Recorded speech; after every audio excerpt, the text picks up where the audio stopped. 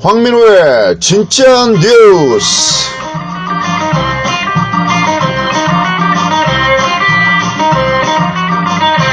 예, 경월고 팟캐스트 황민호의 진짜 뉴스 31회를 시작하겠습니다.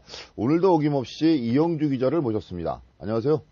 안녕하세요. 와이뉴스 이영주 기자입니다. 예, 오늘도 전국적인 이슈 아니면 지역적 이슈를 갖고 저희들이 한번 논의를 해보겠습니다. 오늘 선정하신 주제는 어떤 거를 선정하셨죠?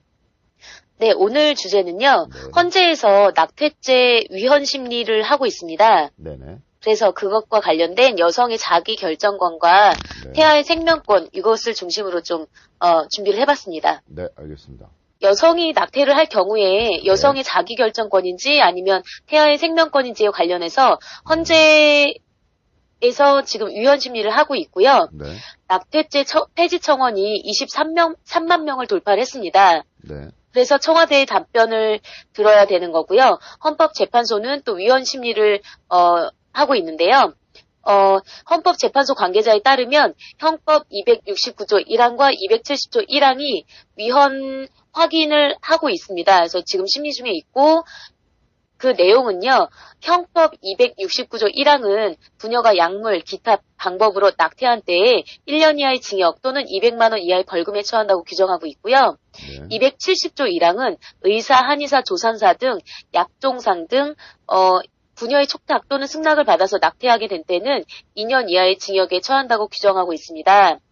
이는 쌍벌죄인데요. 그러니까 여성과 그 다음에 의료 관계자, 그러니까 의사 등이 되겠죠. 이 두 명을 처벌하는 그런 쌍벌주의인데요. 외국의 경우에는 독일의 경우에는 낙태죄를 폐지하고 나서 오히려 낙태율이 줄어들었고요. 그 다음에 미국은 인공 임신 중절 기간제 허용 사유를 택한 나라입니다. 네. 그러니까 1에서 3개월 임신 기간 동안에는 여성의 자기 결정권을 중시하고요. 4에서 6개월 그 3개월 동안에는 산모의 생명이나 건강을 해치는 경우에 일정한 경우에 낙태를 허용할 수 있고요. 그 다음에 7에서 9개월은 태아의 독자 생존 가능성이 커지니까 여성의 낙태권보다는 태아 보호의 이익을 우선하고 있습니다. 네. 또 네덜란드와 스웨덴 경우에도 임신 초기에는 본인이 요청한 경우에는 임신 중절이 가능합니다. 또 하나 이와 관련해서요. 그러니까 입으로 이렇게 복용을 해가지고 낙태를 할 수 있는 일명 미푸진이라는 부작용 우려와 안전성 검증이 좀 더 논란이 되고 있는데요. 먹어서 이제 낙태하는 거죠? 약을? 그렇죠. 네. 네네네. 낙태약으로 불리우는 미푸진, 그러니까 미페프리스톤입니다. 합법화 목소리도 높아지고 있는데요. 예. 미푸진은 프랑스에서 개발돼서 자국 내 착산된 수정란에 영양 공급을 차단해 자궁과 수정란을 분리하고 자궁과 수축, 분리된 수정란을 자궁 밖으로 밀어내는 자연 유산 방식을 이제 유도를 하는 겁니다. 네. 그래서 미국, 영국, 호주, 스웨덴 등 61개국에서 의사 처방이 필요한 전문 의약품으로 판매되고 있지만 국내에서는 유통이 허용되고 있지 않습니다. 또 하나 말씀드리고 싶은 거는요. 지금 헌재소장으로 국회 청문회를 받고 있는 이진성 헌법재판소장 후보자는요. 22일 열린 국회 인사청문회에서 낙태죄 폐지에 대해서 제한적 찬성 입장을 밝혔습니다. 이 후보자는 22일 청문회에서 찬반 의견을 묻는 질의에 대해서 태아의 생명권과 임신한 여성의 자기 결정권을 조화시키는 방법이 있다. 미국 연방 대법원이 했듯이 일정 기간 내에는 낙태를 허용하는 방향도 가능하다고 생각한다고 밝혔습니다. 네. 네, 의사들은요, 전문가죠. 이런 인공 임신 중절과 관련해서 현실적으로는 수용 가능한 법, 제도, 문화를 조성할 필요가 있다고 외국의 사례를 들어서 설명했습니다. 네. 그러면 네. 우리 이영주 기자는 낙태를 반대하는 건가요? 찬성하는 건가요? 제한적 찬성이 그러니까 가장 적절하지 않을까 싶습니다. 제한적 찬성이라고 하면 아까 미국에서 했듯이 기간적으로라든지 아니면 사례적으로 10대의 경우에는 지금 임신을 하거나 또 이제 낳기가 좀 힘든 상황이잖아요. 그럼 저 현행에서도 무슨 법에 정해서 낙태 관련돼서 네. 뭐 예외 조항을 두고 그렇죠. 모자보건법에서는 네. 10대 임신이나 그다음에 뭐 원하지 않는 임신, 그러니까 강간이라든지 네. 아니면 그 산모의 건강 문제에 있어서는 네. 그 낙태를 허용해주고 있습니다. 아, 그럼 그거면 되지 않았나요? 되지 않나요? 그거에 그런데 이외에 더 영역을 넓히자는 뜻인가요? 그렇죠. 영역을 좀 넓혀야 된다는 거죠. 이를테면은 배우자의 외도로 인해서 이혼을 했는데 네. 이제 임신이 됐을 경우에 네. 이런 경우에도 그렇고 또 이제 그 경제적인 문제도 크겠죠. 또 이제 네. 원하지 않는 임신이라든지 이런 것들은 임신 초반에는 여성의 자기 결정권도 존중이 좀 돼야 되지 않을까. 또 하나 여기서 중요한 건요, 대표님. 네. 남성은 빠져 있다는 겁니다. 아, 왜 남성은 또 빠져있죠? 남성은 빠져 있죠. 예. 모든 그런 낙태죄나 이런 거에 대해서 여성과 의사만이 처벌을 받는 거고 현재는 쌍벌주의로 해서 네. 남성은 전혀 여기에서 배제되어 있다는 거죠. 남성은 어떻게- 뭐 특별히 배제돼도 상관없을 것 같은데요, 여기선? 남성의 아, 의견이 중요하진 낙태죄이기 않잖아요. 때문에요. 네, 여성의 결정권인데 남성이 뭐 이래라 말해 하는 건 여성의 결정권을 또 침해하는 거잖아요. 남성은 처벌 대상이 절대 아니라는 거죠. 아, 남성이 처벌 대상이 아니다? 네, 전혀. 어, 아무런 언급도 없다는 거죠. 그 남성도 처벌해야 되나요? 그럼 낙태 관련해서 처벌할 수 있는 그게 법적 근거가 성립이 그렇죠. 안 되나요? 법적 근거는 이제 되게 부족하지만 도의적으로 봤을 때 그러니까 강간이라든지 뭐 그건 그런 그 거는 강간죄로 처벌받는 거죠. 그렇죠. 강간죄로 처벌받고 예, 또 이제 지금 상황에서 미혼 여성이나 뭐 10대나 이런 사람들의 낙태만이 아주 클 거라고 생각하지만 네네. 실질적으로 기혼 여성의 낙태 사례도 적지 않거든요. 아, 그래요? 뭐 네네. 낙태는 뭐 경제적인 문제 때문에? 경제적인 문제도 그렇고 또 이제 좀 알려진 걸로 이제 보면은 네. 기혼자의 외도로 인해서 임신을 했는데 임신을 했는데 기혼자의 외도로 이혼을 한 거죠. 네. 그랬을 때 이제 낳을 수 없잖아요. 그랬을 때도 남성의 힘은 전혀 이제 물어지지 않는 상황이라는 거죠. 그러니까 네, 그거에 네. 대해서 남성의 책임을 물으려면 그거에 대한 위법성이나 그런 뭐 법규를 위반했다는 그런 게 있어야 되는데 그거 지금 그냥 심정적으로 너가 반의 책임이 있으니까 너도 처벌을 받아야 된다는 거는 그거는 뭐 약간 이슬람 국가 스타일 같은데. 대표님은 어떻게 생각하세요? 남성 저는 입장에서 무조건 반대입니다. 낙태가요? 예.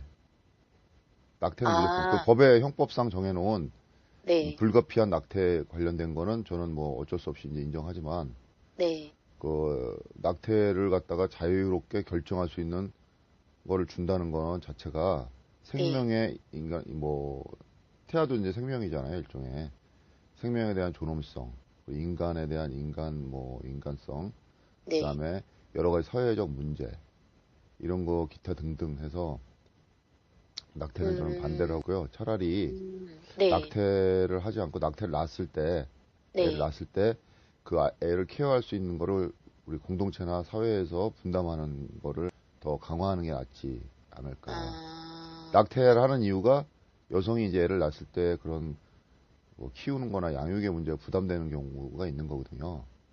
그런 경우가 크다고 보고 그런 거에 대한 걸 대안을 내놓는 게 낫지. 낙태를 뭐 자유롭게 해갖고 그거를 뭐 결정할 수 있는 권한을 준다. 그러면 거의 다 뭐 왜냐 한 번 낙태하면 끝이잖아요. 돌이킬 수 없잖아요. 네. 이거는 그러면은 뭐 낙태가 비일비재하게 일어날 수밖에 없게 되지 않을까요?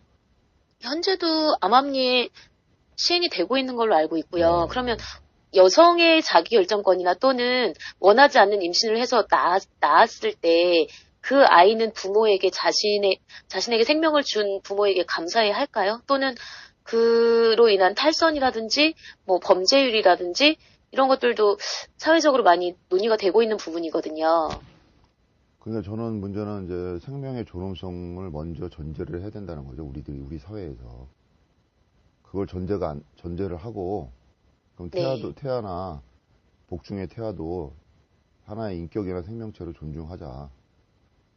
그거는 맞는 만약에 말씀이죠. 예. 그러면 태아가 의사가 있고 말을 할 수 있는 상황이라면 예를 들어서 가정을 하면 네. 그러면 널 죽일 거야. 그러면 그 태아가 찬성할까요? 쟤 죽이세요. 찬성할까요? 당연히 반대하겠죠. 자기가 죽는데. 그거에 대한 결정권은 누구한테 있냐 이거죠. 다만 엄마이기 때문에 널 살리고 죽인다? 그거는 글쎄 좀 약간 우리의 이런 상식하고 좀 맞지 않지 않을까요? 뭐 제 생각은 그래요. 그리고 또 여러 가지 사회적 문제가 또 발생하니까 아까 말했듯이 원치 않는 임신을 해서 원치 않게 애를 낳으면 그거에 대한 문제가 더 커지지 않냐. 그래서 아까 제가 사전에 말씀드린 게 그렇게 뭐 미혼모라든가 아니면은 네. 뭐 다른 기타 그런 뭐 출산을 많이 했다든가 이럴 경우에는 사회적으로 그 아이에 대한 지원이나 양육에 대한 지원을 해서 그 아이를 이제 여자 혼자라도 키울 수 있게끔 외국처럼 유럽처럼 그런 거에 대한 인식이나 지원을 해주는 게 더 좋지 않나. 그리고 저출산이 좀 우려되는 상황에서 또 여러 가지 기타 등등 사회적 문제도 있고 그래서 그렇게 강화하는 게 낫지 낙태를 막 허용한다는 건 좀 약간 아닌 것 같은데요. 제 감정에는 그래요. 제 감정에는. 또 뭐 다른 사람들은 또 이제 여성의 자기결정권을 존중해서 뭐 네. 인정해야 된다 하지만 이건 자기결정권의 문제가 아니라 생명의 존중의 문제인 거거든요. 우선 생명도 생명인데 여성도 생명이지 않나요? 엄마도 생명이잖아요. 어머니가 죽는 건 아니잖아요. 애를 뭐 낳거나 죽는 건 아니지만 네. 아이가 태어났을 때 둘 다 죽는 거보다 그 아버지까지 포함해서 죽는 거보다 더한 삶을 살 수도 있죠. 그거는 예단이죠. 삶을 살 수 있을 거라는 건 예단이죠.